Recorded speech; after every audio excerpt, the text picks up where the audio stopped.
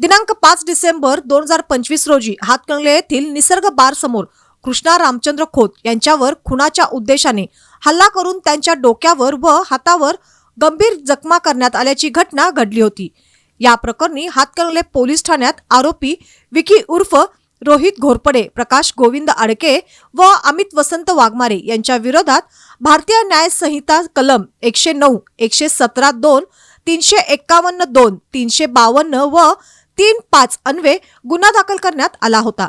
अटक करण्यात आलेल्या तिन्ही आरोपींना वडगाव येथील प्रथम वर्ग न्यायालयासमोर हजर करण्यात आले होते।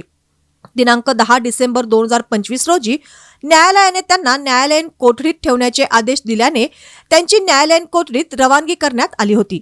सदर आरोपींपैकी प्रकाश गोविंद अडके व अमित वसंत वाघमारे यांच्या वतीने ॲडव्होकेट रियाज रफिक बांदार यांनी कोल्हापूर येथील जिल्हा व सत्र न्यायालयात जामिनासाठी अर्ज दाखल केला होता। जामीन अर्जाच्या सुनावणी दरम्यान ॲडव्होकेट रियाज बांदार यांनी आरोपीच्या बाजूने ठोस व भक्कम युक्तिवाद मांडला। युक्तिवादात त्यांनी नमूद केले की गुन्हा घडत असताना आरोपीच्या हातात कोणतेही शस्त्र नव्हते, घटनास्थळी आरोपींची उपस्थिती संशयास्पद आहे, तसेच फिर्यादी व आरोपी यांच्यात पूर्व वैमनस्य नसल्याचे मुद्दे प्रभावीपणे न्यायालयासमोर मांडले।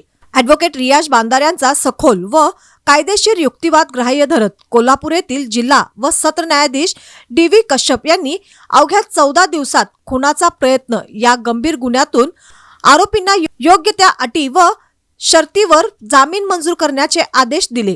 या कामी ॲडव्होकेट रियाज बांदार यांना ॲडव्होकेट यासिन पेंढारी, ॲडव्होकेट सचिन कोरवी, अजिब नदाब, परवेज मुजावर, साहिल शेख, सुवर्णा जाधव, मुजम्मिल मुजावर, जिज साहिल शेख व जिज्ञासा तमायचे कोलार यांनी मदतनीस म्हणून सहकार्य केले।